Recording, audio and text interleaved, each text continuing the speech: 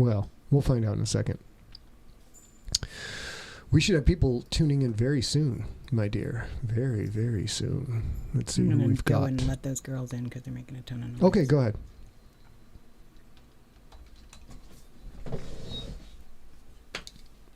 This is so frustrating. So frustrating. It's always something, as they say. It is always something, ladies and gentlemen.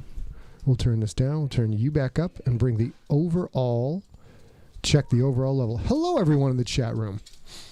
Hello, Trevor, Dawn, Mike. Hello, everyone. Hello, Tracy.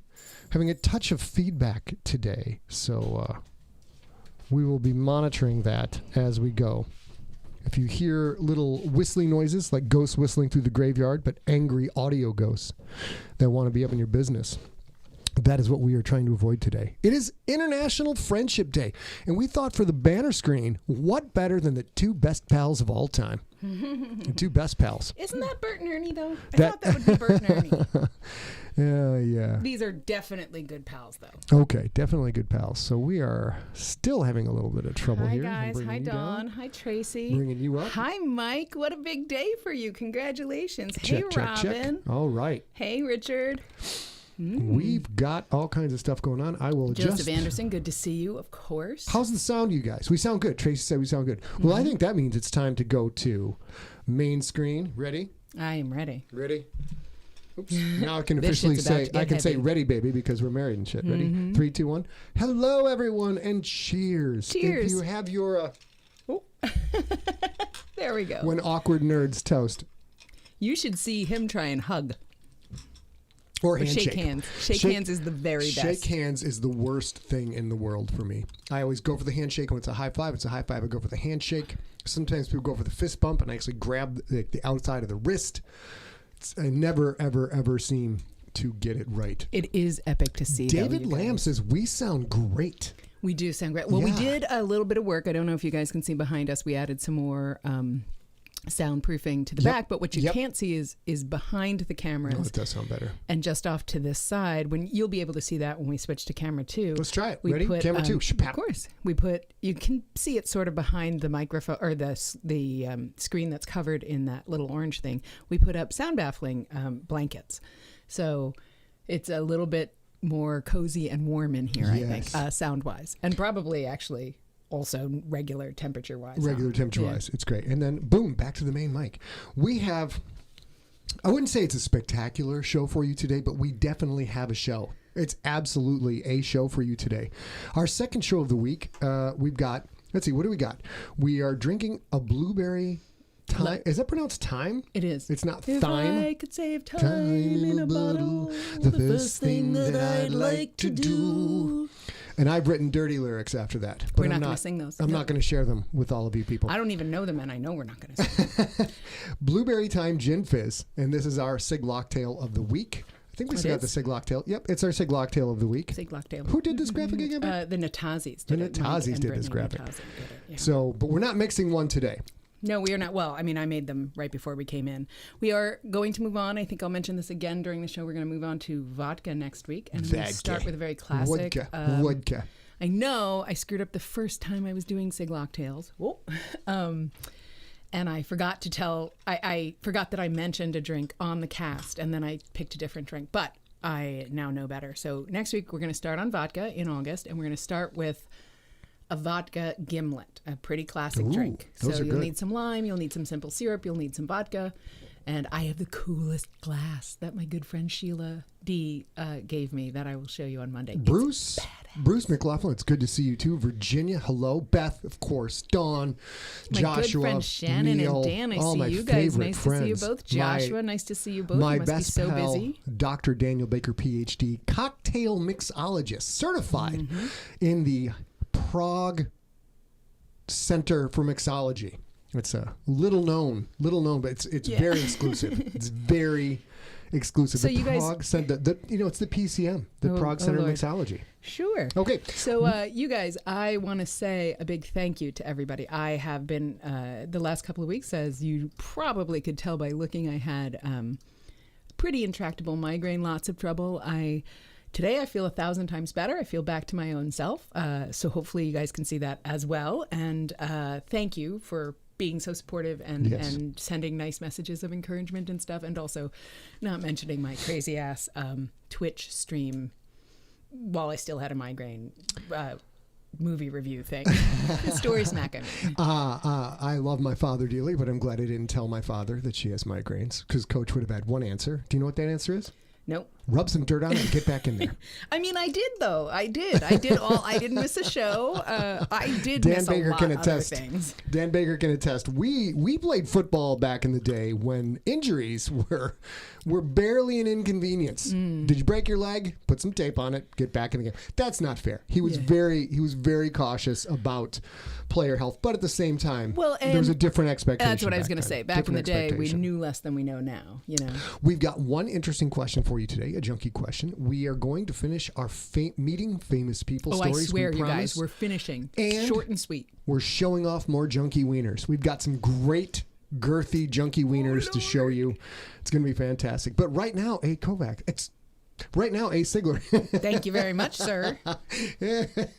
I just sent off for my official marriage license. Snap. So that I can change my name officially. Does that mean we're not officially married yet? No, we are. I just can't change my name yet. All right. With things like my library card needs a copy of my wedding. So I don't need to tell you yet about the gold mine I bought in Nevada. Oh, you definitely need to tell me about that. Well, okay. All right. Well, we'll worry about that after the show. We've got SIGLErations. We have so much Dan Lundy. Nice to see you. Great stuff going on today, you guys. Great stuff. Let's start with the Copenhavers' 16th wedding anniversary. I love this. It also says, what does it say after that? Or the 32nd? So, Beth, tell me right now if I'm not allowed to share this story. I'll wait and do one more celebration. I see that you're in the chat room. Let me know if it's okay. And your daughter moved to Arlington today. You're having a big week. So I'm going to move on and say tomorrow, it's actually tomorrow that the Copenhavers are celebrating their wedding anniversary. Today is the 30th, tomorrow's the 31st. Tomorrow is also Dr. Nicole Gallucci's birthday. She's in the chat room, already drinking vodka and still grading. Happy birthday to... Well, we'll sing at the end because it's also Larry Marvin's birthday. Yeah, this weekend before we have...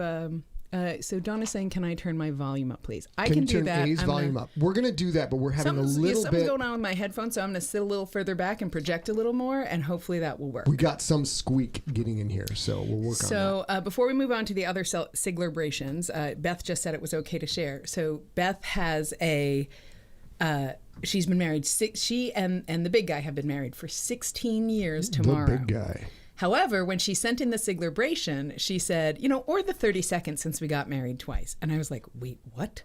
And the first thing I thought was they had married 32 years ago, somehow broke up and got remarried 16 years ago. But actually what happened is they decided that they, timing, life, whatever, they decided that they were going to, as she put it, shack up. And they didn't want to do that with young children 16 years ago without being officially married.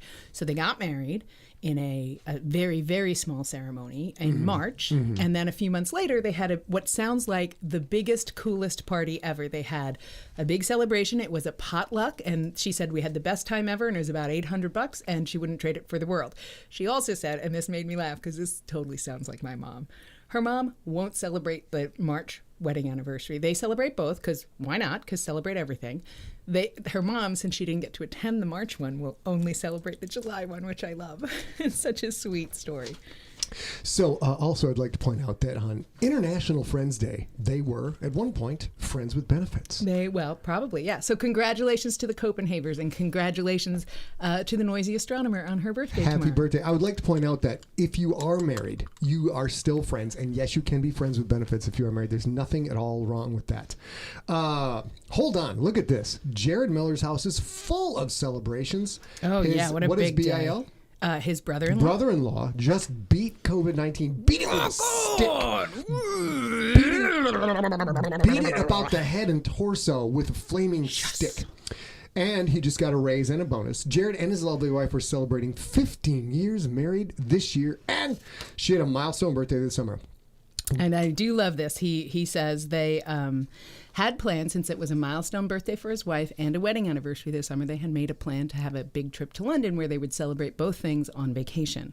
And when he was saying, when he was sending this email, he said, but we made do, which I love. I love that spirit, and we try to do that. That's we'll talk a little bit more about it on this cast. We're all making do, and yes. I love that they still get to celebrate. And this finally took off. Siglebrations has finally taken off, and I love it. If you've ever been to a Sigler Fest or a Dragon Con or anything with me, I love to celebrate all the things. And so we're going to finish these up. We have to go back because we skipped. On the first is Larry Marvin's birthday. Congratulations! Yes, Larry Marvin coming up. And Nancy, then on the third, Nancy Gilbert's husband turns the big 4-0. I'm looking forward to my 40th birthday. I think it's going to be a great time. And the Harrises, who I'm sure are in the chat room and having a Chicago dog again, is what I read, I think. Their daughter just worked on Monday, her very first day as a doctor of veterinary medicine on July 27th, and they're quite proud parents. Congratulations to all of the Vidrich Harrises. I am a doctor of fantasy novel veterinarian medicine. That is not a thing. I am a dragon proctologist. Not because of my head shape, I can go check things out and make sure that the inner workings of the dragon, because you don't want to go through the front door, because that's, the flames and teeth and all that stuff. Sometimes you gotta wiggle up. Though, you guys all know I am a city girl. I grew up in New York, and he grew up as a Midwesterner. So I'm about to tell you guys this, and he maybe will have had this experience, but. As a city kid, I never got this experience, except I saw it on TV, where you can put your whole arm into a cow or a horse or something for either. Oh my God! What happened to our show? What's going on? This offends you? Oh. Horse veterinary medicine offends you? You just called yourself a dragon proctologist. What are you talking about? Here's some hay. Pull it right back out again. Pull it right back out again. Guys, you let me know. He literally just fronted that he would put his head up a dragon's ass, and now he's mad at me. All I'm going to say But I would like to see that. So if anybody's done that, I want to know. I'm going to say we used to play a lot of D&D back in the day, and there was one adventure where my halfling character did indeed insert himself into a dragon's posterior in order to Edward find, Jordan. Nice. to find some Congratulations. treasure. 48 years. That's amazing. Congratulations. And, of course, we have Mike Jant. He has a celebration he's very excited about. His second son was born yesterday morning, Wednesday. Mom and baby are doing great, and did you know, he named that child Scott Sigler Jant? He did not. He did. He absolutely did not. Because he's smart. He did not. Smart. That is not a thing. Well, you should. It's not too late to change it. If the kid is only a day old, you haven't even done the birth certificate yet. So let's hook that up. Lord sakes. Okay, now, hold on. I'm getting better at this. Let's go over to our first sponsor today. Is not really a sponsor. It's more of a notification. And that is, we are now less than 100 days from the American election. And what do I have written here? American friends, because it's International Friendship Day. Make sure you are registered. You may think you're registered. You may not be registered. You may be, unfortunately, very much surprised. And in 42 states now, I think, it's easy to vote by mail. In the days of the COVID, can you vote in your state? Well, you know what? It's pretty easy to find out, because look at this. You can come down to vote.org, check vote by mail, and you can go through and fill this out. And this site is great because you can, with one quick check your registration. Not registered, register to vote. Don't want to get the COVIDs? Vote by mail, get election reminders. I believe this is a nonprofit organization. It's apolitical. It's just making sure that Americans in general can vote, and we are very much pro. I re-registered to vote here after I moved. Yep, and I actually went through this site. I obviously didn't re-register to vote because I'm already registered to vote. However, I went through and did all this because they say, this takes 2 minutes, this takes 3 minutes, and it really does. Yep. If that, it takes that long. So if you're not sure if you can vote by mail, especially because we want you to stay safe, just have that as an option. Take care of that ASAP. Whatever your political persuasion, whichever way you're going to vote, please do vote. It matters in America. It's an important election. So go make sure you are not disenfranchised and you can actually vote. Back and to the you main guys, camera. Yes, dear. Yes, darling. If you guys are not in the U.S., just saying thank you guys for your patience there. Obviously, we got a lot going on with this election coming up. So we want to make sure everybody, no matter what their political views or persuasion, has a chance to to have their voices heard. You know what we have now? I don't. We've had 15 minutes of babble, and now we get into this. We starting to get into the meat of things. Mm-hmm. Are you ready for the ring walk up? I guess so. First of all, and this I forgot to write the ring walk up, so this is going to be easy for you to fly say. Ring walk up. It is. Whoops. Let's get out of there. Go back to main. Don't. What the hell? What have I done? Oh my God! What Here have we go. you done? Questions. Oh, we've got questions. We got what looks like a Minecraft thing with a question mark on it. Or maybe it's Mario because I don't know much about video games. Or maybe why is it sci-fi? Because sci-fi, I think that's sci-fi. The channel. Oh, I see. Okay. Well, Minecraft, sci-fi, Mario, whatever the hell, you kids with your crazy video games. It's time for a question. Let's do the ring walk up. I'm going to do this on the fly. You ready? On the fly because I forgot. Hailing from Chicago, Illinois, with a record of 72-0, and he even won against Jesus. If Jesus was this big and he was this big, it's Ray Big Dick Butkus. Okay, that got a little away from me, but it is because Dick Butkus. Wow. And then he's bigger than. I'm pretty sure that's still a dip jar thing. Jesus. Okay. So this is a big one, actually. Okay. He asks, why do you guys do this on days that start with a T? Don't get me wrong, I love it, but it seems like it's a ton of work. Is it? First of all, I want to point out, if you guys have not read Joe Abercrombie's fiction, Joe Abercrombie has a character named Glockta, I can't quite remember, but it's fantastic. It's grim dark fantasy, so very George R. Martin, not quite as much magic, but the guy's Abercrombie is a spectacular writer, spectacular dude, and I'm sure somebody in the chat room will correct me. Glockta, whatever. He's got this phrase where he is a torturer. And he is for the crown or empire or whatever. He has to go torture people. And every time he sits down to torture people, he's exhausted with his job. He's like, why do I do this? And it's a recurring thing. That's also Joe's other recurring thing is, I love this phrase. Hey, Gary on Twitch. Nice to see you. It's better to have too many knives. It's better to have knives and not need them than need knives and not have them. Yep. So go read Joe Abercrombie. The Blade itself is spectacular. So book. I'll actually start our answer. Right. Scott can talk more fluidly about it, but I'll say when the lockdown first happened, our lives were quite a lot different. We had an office downtown that was a live workspace, which was Scott's home, and we were obviously dating since now we're married, and so I would spend time there. We would come up here, the underground layer of doom with the natural light. On the weekends, on some weekends, we would have friends come to stay. Some of you guys who are in the chat room have probably stayed here. I know, obviously, our good friend Dan Baker, who officiated at our wedding, was our last guest here, and that was quite literally the day we locked down. Dan and his wife flew home to Tennessee, so we were coming up here, and I had a broken heel, and I had just had my last doctor's visit that very day. And later in the day, we got an email that said, cool, the first isolation case for COVID-19 in San Diego County happened on the floor you were just at for your doctor's appointment. So have an abundance of caution or something. Be heightened focus on that. And I'm like, does that mean, what does heightened focus mean? So I stayed here. We went down to the office for like shipping books and stuff like that, but it was mostly Scott who did that. And after about a week or so, we started to think like, okay, this is huge. We were already not doing any conventions this year and stuff like that, but now none of us could commune with each other. It was one thing for us to sit out a convention cycle and for you guys to all enjoy conventions and other writers and all that other stuff, but all of a sudden there was this dearth of community. And so we were talking about it in the car on a trip down to the office to pick up shipping T-shirts and books and stuff. And we decided, we knew the shelter-in-place order was coming. And I was like, what about SIGLERinPLACE? He was like, we could think of a catchier name. I'm like, yeah, but then we'll be ahead of the time. Oh, when...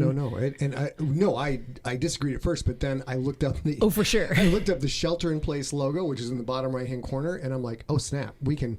And I sadly admit, not as many people get this as I wish. I thought Shelter-in-Place was going to become a very common icon, and it is not. That is the international friendship symbol with my COVID symbol. I love the SIGLERinPLACE icon. I love it. It's very fun for me. So we chose that name thinking, we'll do this for a few times because everybody's got, they're going to be dealing with kids at home, trying to work from home, all the things that we're doing now. And so he got on board. And then, of course, because Scott is Scott and so creative, almost, the first week? Yeah. You were like, we're going to do a bracket for my facial hair. And I was like, oh my God, I thought maybe once a week, once every 3 weeks, we'd do like an hour. Oh, can I interrupt? Sure.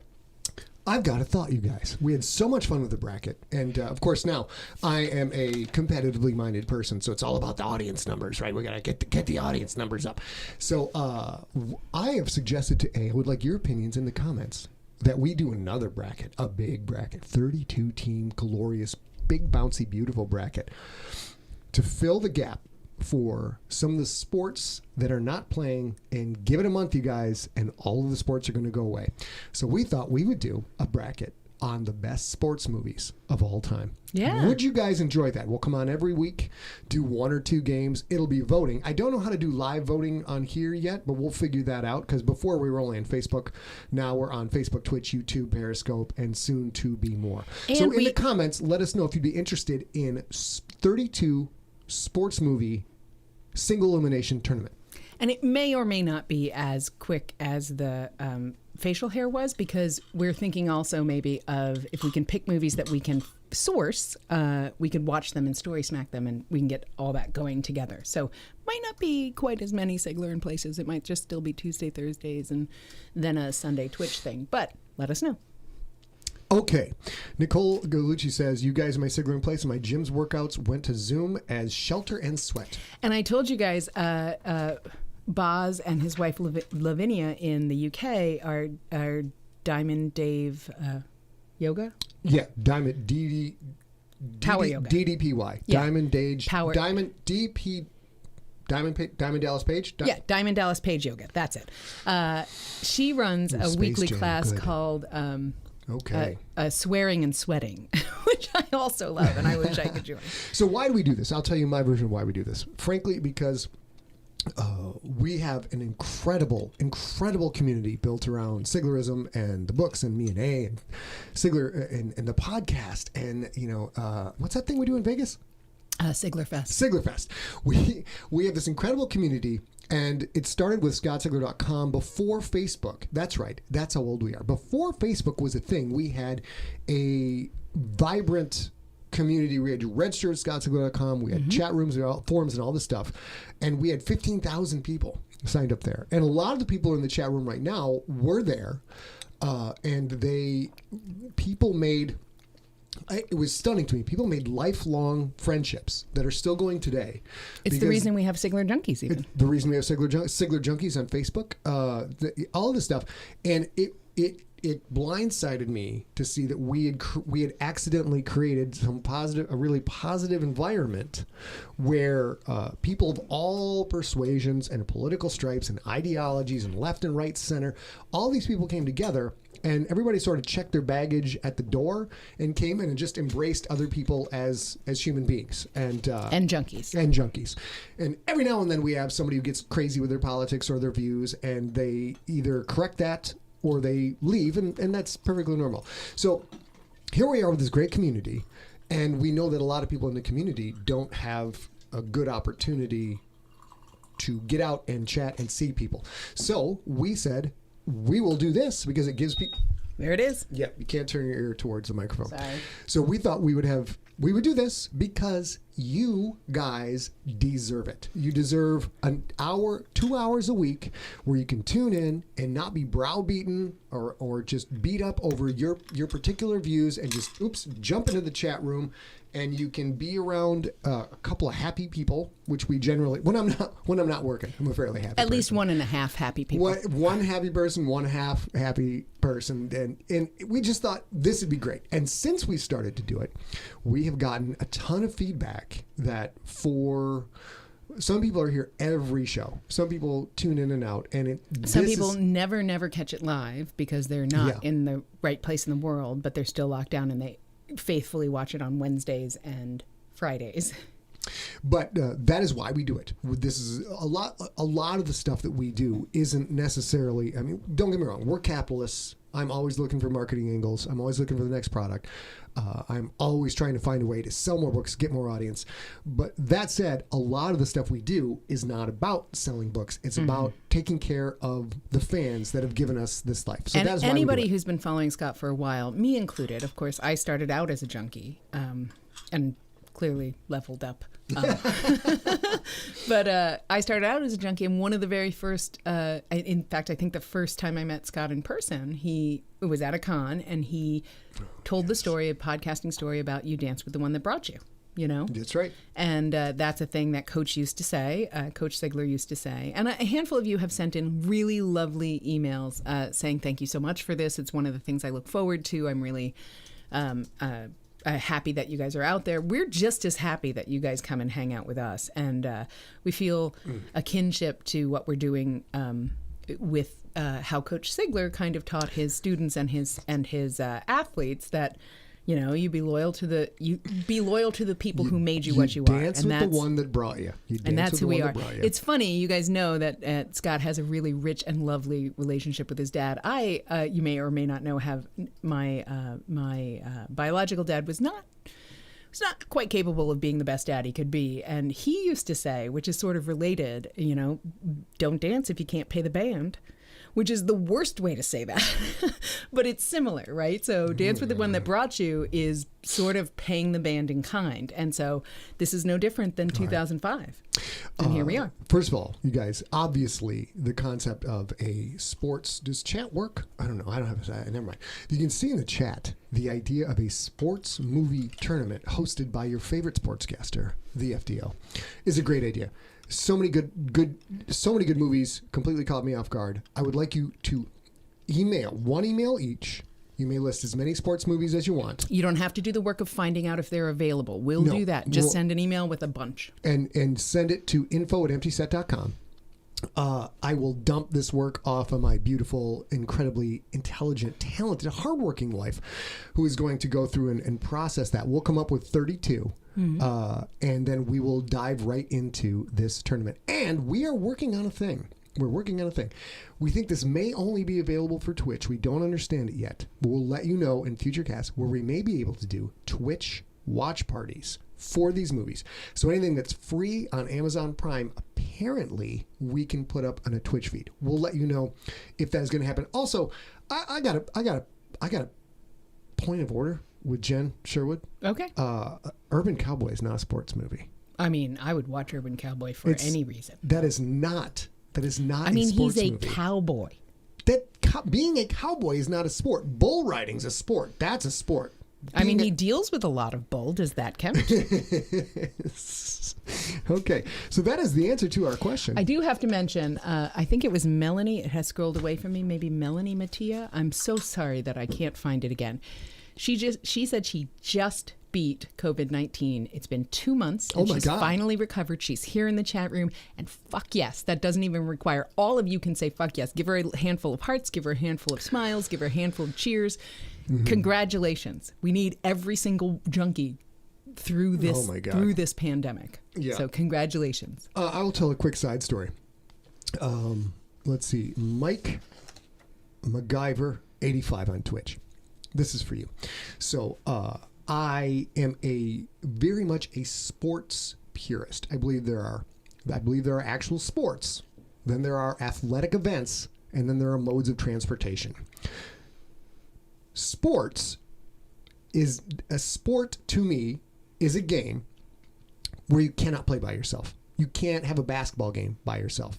Can you have a tennis match by yourself? You cannot have a tennis match by yourself. You have to have another person who impacts what you do or is impacted by the things that you do. You guys are the best. Thanks for all those hearts. You're awesome.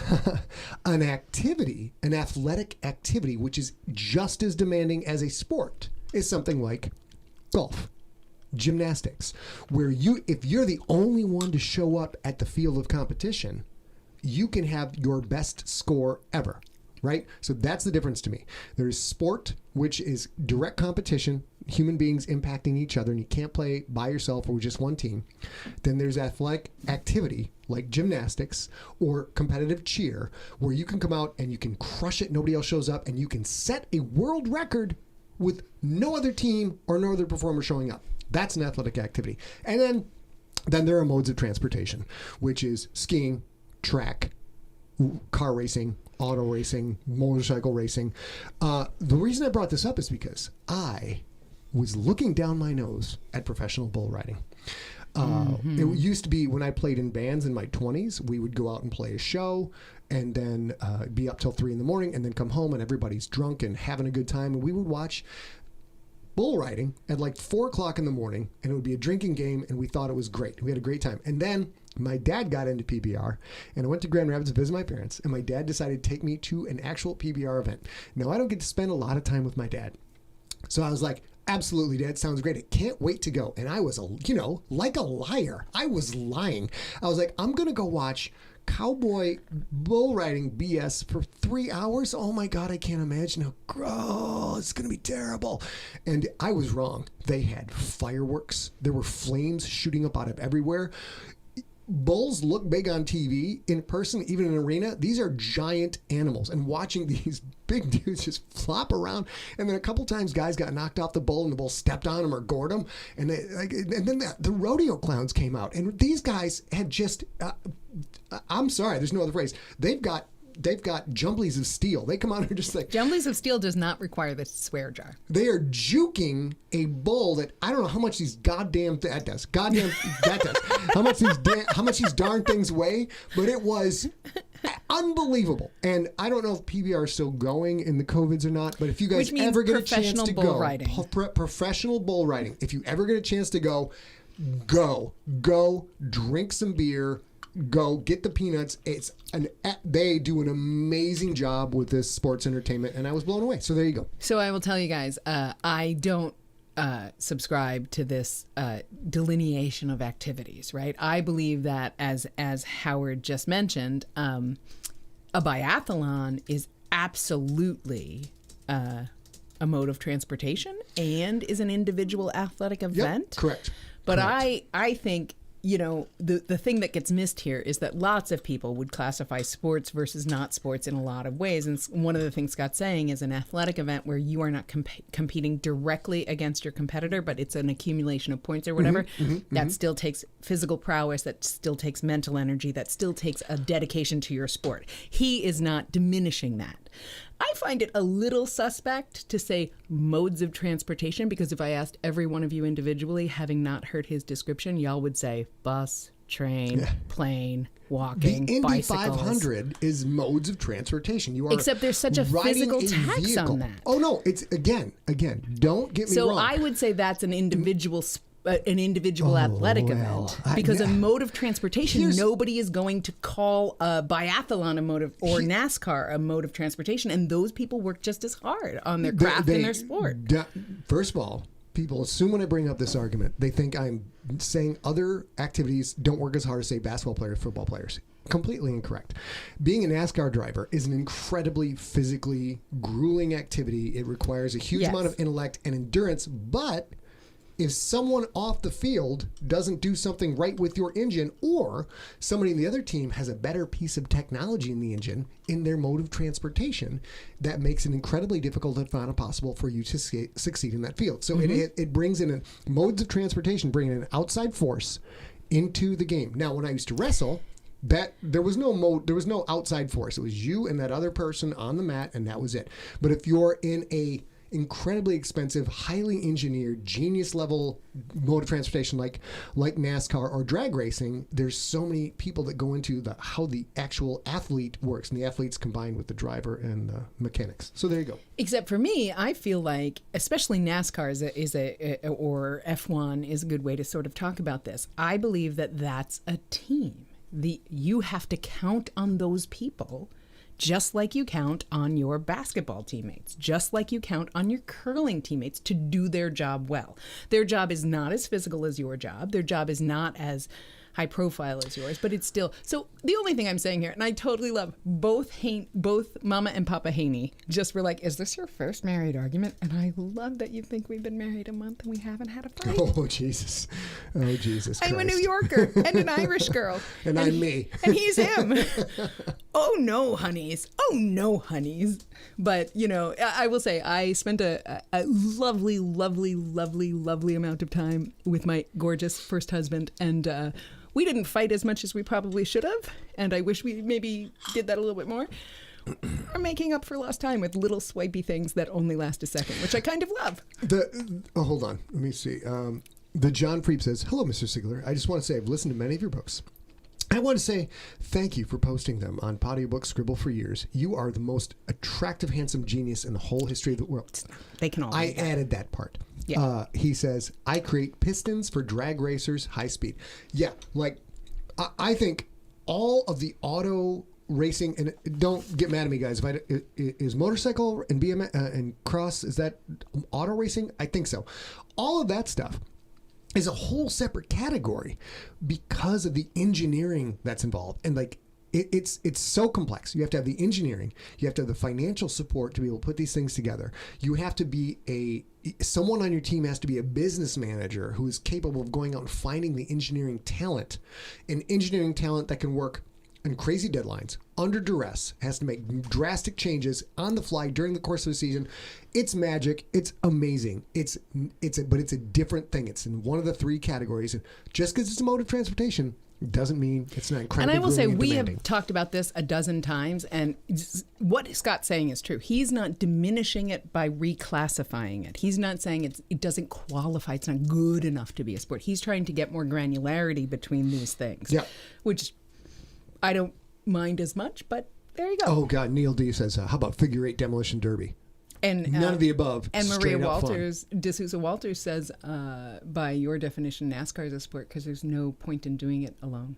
No, that's incorrect. Because in NASCAR, you can set a course record. You can break the record for any particular competitive field, any arena, if you run a time. If you're the only one to show up to NASCAR and you run a world record time, you still go in the books. But you can't win the Indy alone. If two cars show up for Indy, well, see if it's two. So sorry.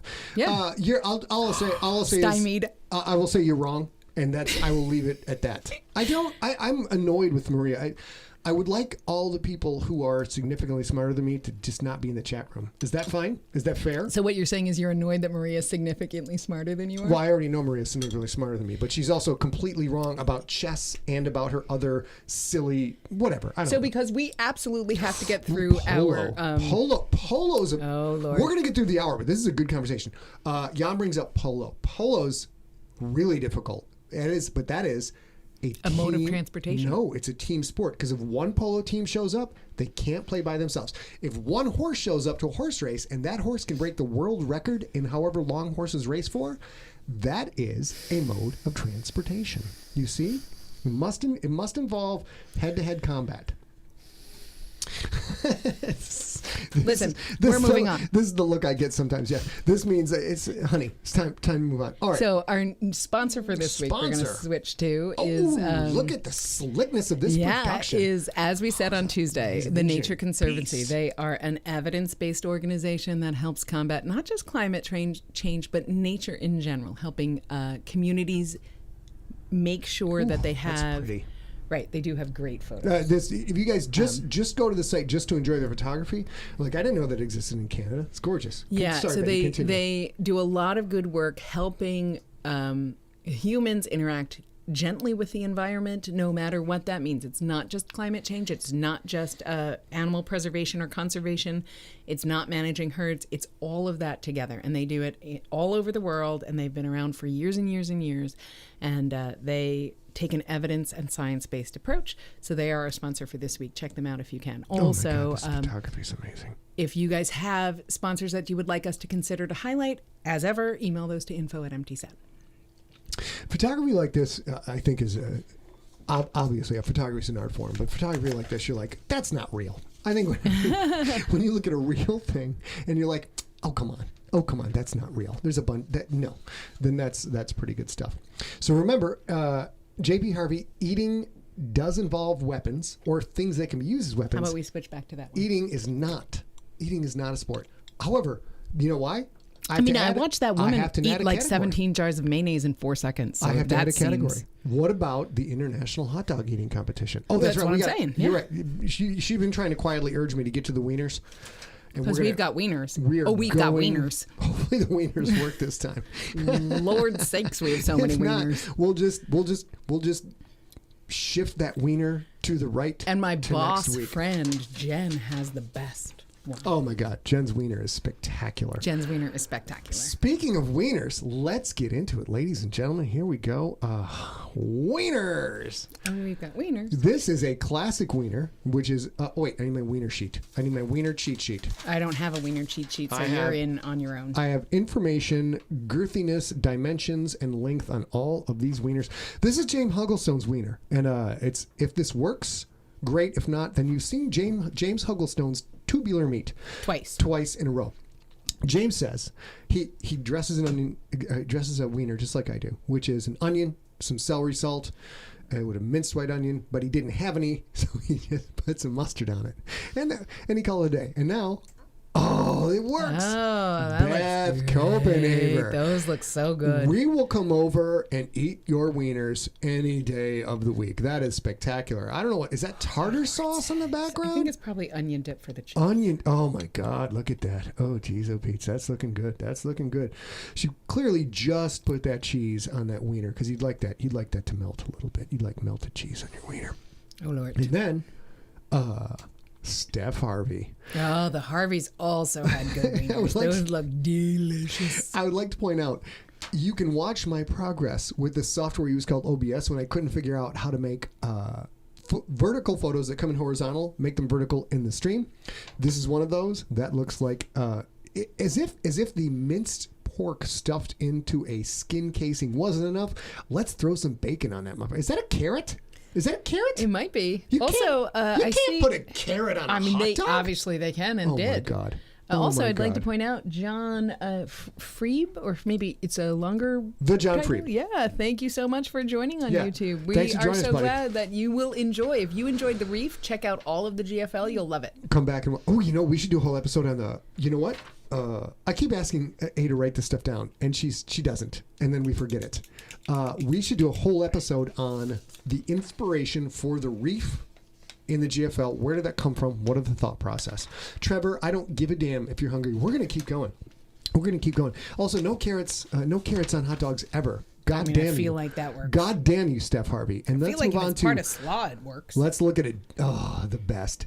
Detroit style Coney dog. Coney dog chili onions. That is also a Harvey dog, right? Topped with cheddar cheese, onion rings, baked beans, and a strawberry milkshake. I later added a bit of fancy mustard. I'd been thinking of this all day. Delicious, but I won't be doing this again for a while. By the way, here we go. By the way, should I do this in sexy food voice or normal voice? Because it's about me and my dad, apparently. I feel like a normal voice is the right answer there. Jesus. Let's go normal voice. David says, by the way, I saw and enjoyed Scott talking about his dad and his years playing football in high school. He's done this a few times now in SIGLERinPLACE episodes. Is there any chance that Scott could entice him to come onto his show and do a short or longer interview with his father? I'm sure I'm not alone in wanting to see the man who greatly influenced their FDO. Maybe his mom could pop in there as well. Okay, I'm going to switch the name for a second. This is possible, and Carol, Ma Sigler, will play along with the script and do a great job. Throw a couple F-bombs in there, just to be quirky. But when you get Coach on the screen, there's zero chance to control that talent. Zero chance. He's going to go do and talk about anything that he wants. And I will tell you, if you're interested in that, if you go to scottsigler.com and search, I guess, Coach or Ma, there are interviews with both Coach and Ma. They are around Father's Day and Mother's Day, but you can probably find them pretty easily. And we'll maybe get those. I didn't realize that was going to be I should have looked closer. It's all right. It's all so right. I can maybe put those in the chat on Tuesday. But there are already a couple of interviews with Coach and at least one with Ma. But we can see if we can get them on Sigler in Place here. Once we work out our little quirks. We've been polishing the show, and very soon we're going to start adding guests to the show. And that we think is going to make things blow up. What's up? Mm-hmm. Let's move on. This is... Oh, it was a banh mi. Oh, it's a banh mi hot dog. That's why it had pickled daikon radish, not a carrot in it. That's fine then. That's fine. Yummy. That sounds so good. Don't you ever come on my show with carrots on your hot dog. Don't you ever goddamn do it. I'll pay that. It's $3. I owe $3 now. We really got to get this swear jar in here. It'd be very fun. This is... Ooh, what? Actually, I think I screwed up. I'm not sure which one this is. But I haven't seen that. These are beans and onion rings and, oh my God, a messy cheese dog. A chili cheese dog with onions. No, this is the strawberry milkshake. Sorry, David. This is David Lamb's wiener. Yeah, I thought David, the last I love one your was wiener. Your wiener's spectacular, because David. the Harvey sent in 2 glorious wieners. Oh, that's what it was. Yeah, so let's go back. I tried to tell you. So these are Harvey wieners. So that's a banh mi dog. Okay. That the Harveys had, and the next one I think is whatever you called it, and the then, Detroit dog or something. Yes, now we're getting Detroit style Coney dog. Yeah. If you guys ever go to Michigan and you get to go to Coney Island, just do that. Moving on. This is, oh my God, I want this so bad. Mike Jant, who says, oh my goodness, I love this. And again, congratulations, Papa, on your new arrival. How did his new arrival, Scott Sigler Jant? Love it. Lord. Here's how to dress a hot dog. Lots and lots of French fries, preferably with the skin still on. Yum. Mike, I cannot argue with this. This looks spectacular. Once I hit my weight goal, I'm going to have this right here. And then move on to Daryl. Coming in with the Chicago dog. Daryl and Jenna Leah. This is great. And we had a celebration. We had a Siglerbration. Their daughter just started this week her career as a doctor of veterinary medicine. They are awesome, lovely people and totally into Sigler in Place. And am I out of line to say that gorgeous dogs? Daryl's wiener is longer? Is that out of line? I'm not saying anything. He won't participate. Moving on. This looks real good. This is, I believe, Daniel Williams chili cheese dog with onions. And now, ladies and gentlemen, the best wiener. The best wiener. We have a best wiener and a best dog winner. The best wiener the best wiener winner award goes to Jimmy Mustache. Oh no! Those are the Harrises again in their masks that Belladonna created. Look at that Kraken's finery. What's John Freeb. Hang on one sec. I'll answer your question once we're done with the most glorious wiener photo. John Freeb says, "What's up? He's read the GFL up to the MVP. Is there an ET and the Gangster yet? You are one of my favorite people to listen to on Tote Books. Thank you, sir." We're going to answer in 1 second. Here we go. Knock it out. No. Finish with the wieners. Yeah. Before he goes. Well, you're gonna have to wait, John, or come back and watch on YouTube. That's fine. And then. Oh yeah, we have one more. This is not the best dog ever, but this is hilarious. Who gave us this? Daryl. This is Daniel Williams, chili cheese dog. Yeah, it came in today. Yeah. It's okay. You see, it's ice cubes next to a hot dog. Yeah, please. Because it's chili. Oh Lord. And then here we go. Yes, Jimmy Mustache, the most boss gangster of the southwestern area. Jimmy Mustache dressed as a wiener, eating a wiener. Come on now, y'all. There are not enough experience points to share with Jen on this one, but this is spectacular. This is spectacular. We are definitely getting to our stories of meeting famous people because we have to put that to bed. But I will say very quickly for John, who's on YouTube, what we're doing is this. I think if we're lucky, we will get the printed versions of the Gangster out by the end of 2020. We can probably get them printed, but we cannot safely package and ship them to you in a timely manner. I think we're going to have to figure out how to do that by ourselves. So we're working on that diligently right now. But we're hoping, if we're smart, and Iceberg, I know you're in the room, so ready for this. We're gonna we get the final He's a follow-up question as well, if you got that. Yeah. We're going to get the digital versions out if we can, as close to the end of September as we can. We are expecting the last copy edit back. The last copy edit back by the end of next week, the middle of next week, actually. And then we're going to address all the copy edit corrections that we need to do and go right into recording in August, the hottest month of the year in San Diego. He's going to be in a 4x4 booth, completely sweaty. We have many people asking if this is cannibalism. And it's not just it's not just cannibalism, ladies and gentlemen. It's cannibalism infanticide, because she's eating her own spawn of wienerdom. I mean, but she's a boss, so that's okay. So anyway, the gangster... It could only be better if her forearm tattoo was of a wiener eating another wiener. Then it would be so meta. It's still winning. Okay, finish that up and we'll move on. So we are expecting to have the digital versions of the gangster out by the end of September, very closely, or before or around or right exactly then. We're also hoping to have digital versions, which will only be digital versions, of the novella that Scott and J.C. Hutchins wrote. And then Fitzroy should be out in the fall, too. So I'm just giving you all of those, and I expect that all three of those properties will be out in all formats by the end of the year, but that depends on our ability to get the books printed. You guys are killing me this week. You're killing me this week. Mike Jantz, hey, if you were a hot dog, would you eat yourself? Larry Carrion, it's so good. Okay. Joseph Anderson. This is the Black Widow of hot dogs. You guys are, oh my God, and noisy. Wienerception. We have 10 minutes. Okay. 10 minutes, sir. This is why we do this, because I love all of you. You're very smart. And then, this isn't a wiener, but it is a dog. Tell them who this is. Oh, this is Perry Dawsey. Isn't she the sweetest? So there are junkies, Adam and... Do you have the... I don't. I didn't get that written down. So sorry. In April, they adopted this gorgeous, sweet girl pup, and her name is Perry Dawsey, spelled Dawsie, because that was more feminine. And they said, they asked Scott, hope you approve, and he said yes. She's sweet. She got adopted in mid-April. Oh, she's a sweetheart. And she's about a year and a half old, and that's Perry Dawsey. That is Perry Dawsey. I have several pets named after me. I'm very touched when people name their pets after me. Yeah, we have a whole bunch of photos. We might do that on the SIGLERinPLACE too. So if you guys have a Sigler-related live animal, or animal that was once live but is now passed on, not a stuffed animal or something, but an actual animal, please send those. What we could also do is tattoos. We could do a whole episode of Siglerism tattoos, and someday we're gonna do an episode. But we're gonna move on to famous people. John, we don't have a preference. Any way you like to listen to us is good with us. We don't care. All we care about is entertaining you. And someday we will do a whole episode on pictures of children named after me, like Scott Sigler-Jant. That's not a thing. Still not a thing. All right, ladies and gentlemen, we're now going to move on. I've already told all my famous people stories, so we're going to let A tell a story about... So I have two. One is very, very quick. When I was in the 7th grade, I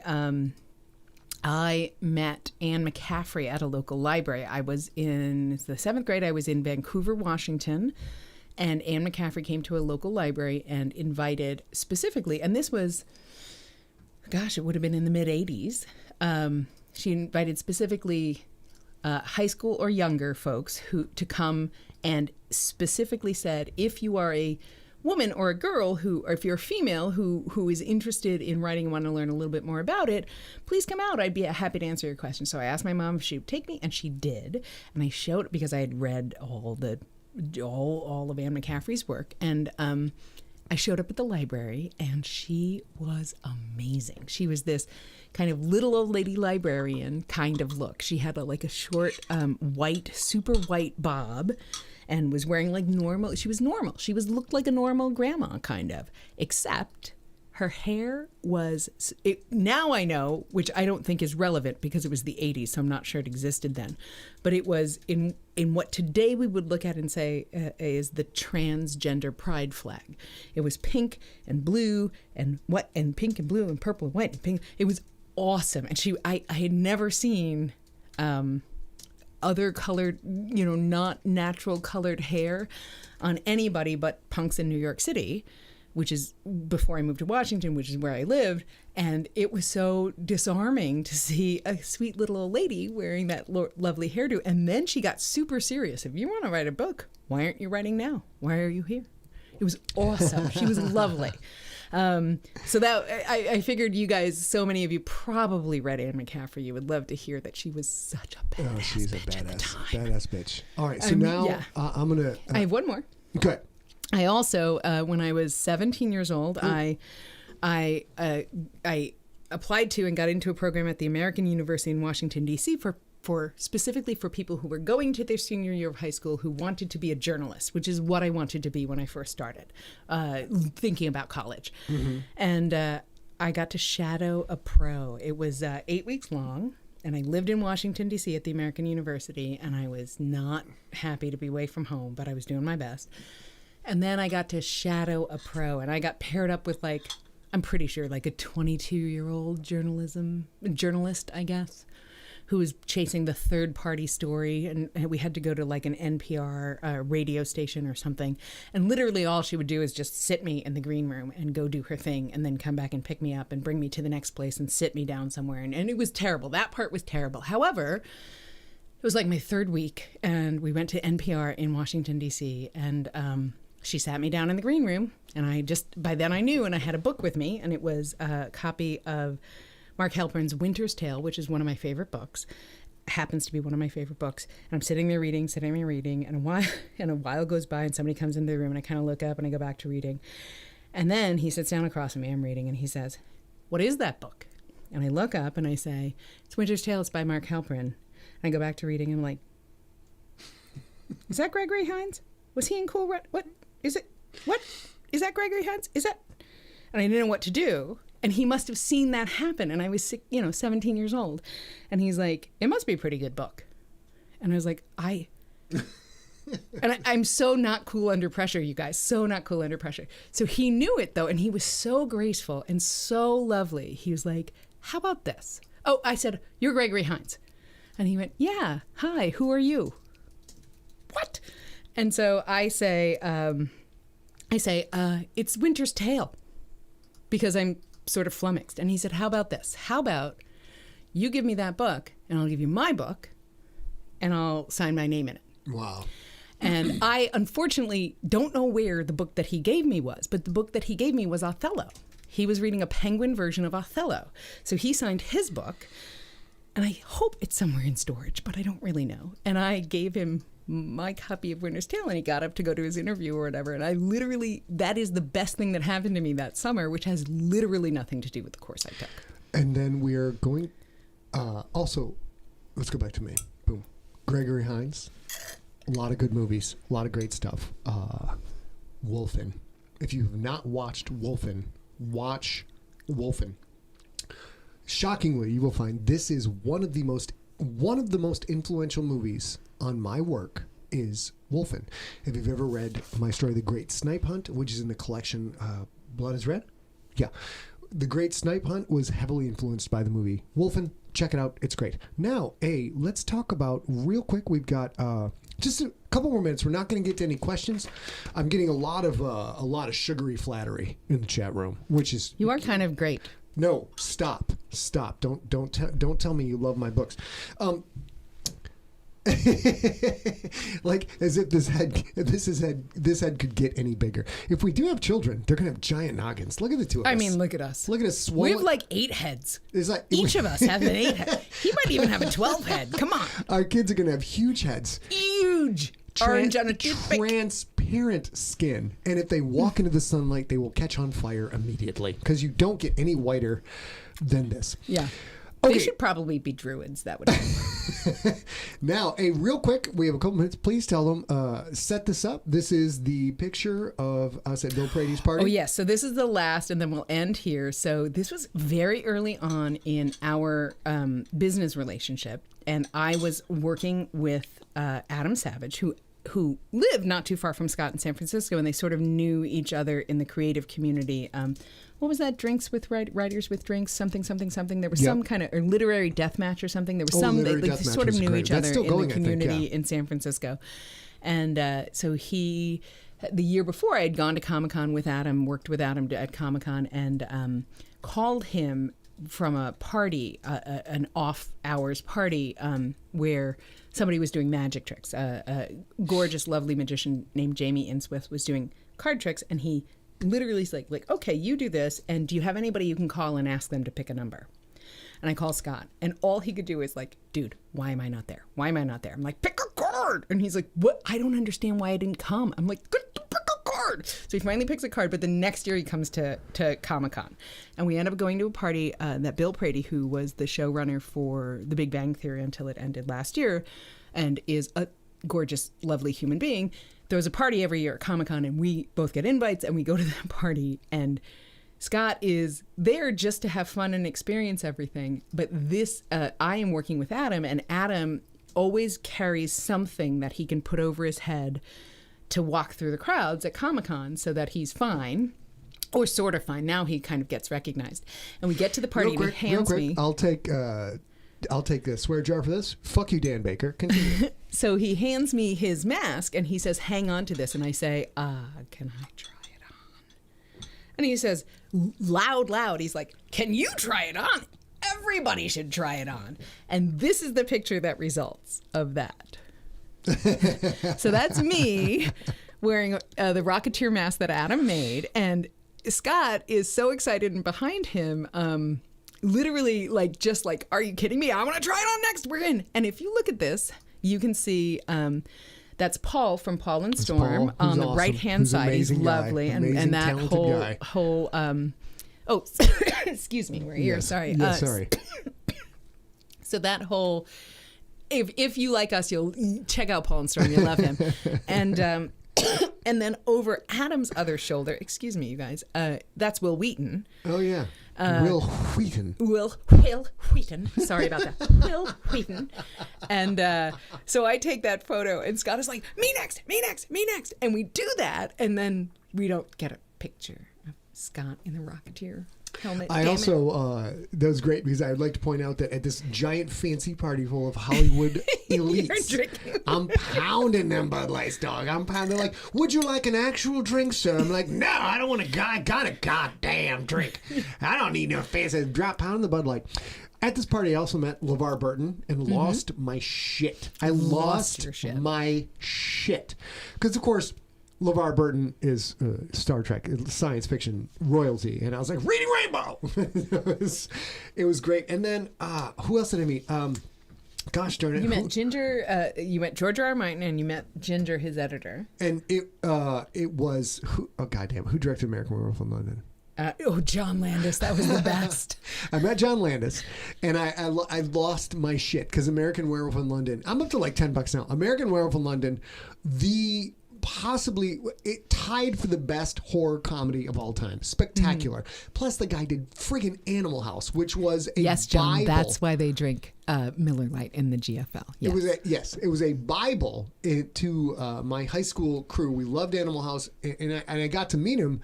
And this was I'm a small town hick, you guys. He's a small town pizza hick, you guys. I'm just a small town pizza hick, and this is completely illegal for you to be this excited about being the person who does the Reading Rainbow. And I'm like just starting to meet famous people, and the guy who directed American Werewolf in London and in friggin' Animal House, I met I will tell you, I was not cool. Sometimes I may seem cool. I was the opposite of cool. I was like, John Landis, American Werewolf in London. Oh my God. He literally shouted John Landis's name at John Landis twice. Because he might not know who he was. He might not know who he was. John Landis, American Werewolf in London. John Landis. And John Landis, very nice man, of course, retreats out of personal space, backs up a little bit. Tiny bit. And he is a creator, and he's delighted that his work has made someone happy. So he's like, yes, and who are you? And I introduced myself, and I said, well, I was probably this slick. I'm like, well, I'm an author. I got a new book out. It's called Ancestry. It's in hardcover. It's really great. I'm thinking, it's awesome. If you want it, I'll send it to you. And he said, yes, by all means, send it to me. And he gives me his address, and I send him Ancestor. And of course, then I'm like, oh, shit. John Landis is going to love Ancestor, and he's going to wind up making a movie out of Ancestor. It's going to be the next great horror comedy. And I never heard from him again. Yeah. So I will say, Dr. Nicole Gallucci, our noisy astronomer in the chat room, whose birthday is tomorrow, says that her famous person meeting story is meeting Adam Savage, and it's all due to me. And I think that was actually you and your husband, who are also celebrating an anniversary this week. And Adam was on tour with, I think it was Brain Candy Live. And every time that he would go to some place that he would have comps and whatever, if there were leftover comps, he would offer them to his team. And so when he was in New Hampshire, I think it was, I was like, look, we have a whole bunch of comps, and I have a science communicator who's a good friend of mine. And he was like, who? And I was like, her name is Nicole Gallucci. And he went, the noisy astronomer, definitely put her on the list. And then, if I'm not mistaken, he called you out in the meet and greet on purpose and then had you come hang out with him on the bus, which is totally Adam. He's the best guy ever. So here's what we're going to do. The swear jar is full. Wife of mine, we've got to get a swear jar because it's such a good shtick. It's a good shtick. Also, I'm going to need a ton of ones. Just pretend we're going to a strip club and just give me a big stack of ones. We're not going anywhere. It's COVID. I would like to point out that I have been to a strip club with A before, and A has said, real sly, because she's the fixer. She's like, Harvey Keitel in Pulp Fiction. She's like, here's a stack of ones. Yeah. And I'm like, I would have totally forgot a stack of ones in a strip club, but A had the hookup. Whoop, shit. Whoop. Hold on. Oh, drink. You work on drinks. I'll talk. There's paper towels. Oh, you talk real quick, and then we got to sing a happy birthday. So he just spilled his drink all over his computer. On my computer. On his writing computer, which is different than these computers. So anyway, Nicole has chimed into the chat room. She actually said she drove to New York for that, and Adam was lovely. And yes, he called. She says, yes, he did call me out, and yes, I wanted to die.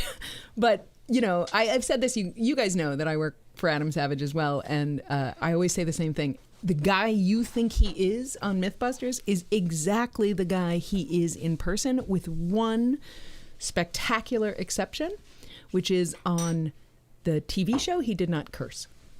But he's a normal, lovely, rational human being, and he curses when it's appropriate and when it's fun. He owes like $15 in the tip jar. Absolutely, yeah. So he's an enormously lovely guy. He puts a lot of great good into the world, and I am so glad. I didn't ask for any of that. I just was like, hey, can we have the comps? But he was familiar with Noisy and wanted to hang out. And also her now husband, but then life partner, which I guess is still life partner, Tim, had made a PVC pipe hilt for a lightsaber, which he also got to give to Adam, if I'm not mistaken there. Or talked about it, and then he sent it to me, and I got it. Now that's part of his permanent collection at the Cave, which is his shop in San Francisco. And now, ladies and gentlemen, that I've ruined my third computer with a spilled drink. Lord. Not the first, not the second, the third computer with a spilled drink. What we're going to do is we're going to sing happy birthday to the noisy astronomer, to Nicole, because she has a special, special place in our heart. We're going to sing to you, and then I'm going to sign off. We're going to sing happy birthday, one stanza, dating game kiss. Still counting off. Watch me get this queued up, you guys. If this works, even LeVar Burton would say, "Fuck, that was awesome," and that dude does not swear at all. Here we go. Ready? Happy birthday to you. Happy birthday to you. Happy birthday, noisy astronomer. And also Larry, Marvin tomorrow. Happy birthday to you. And a big dedicated guest.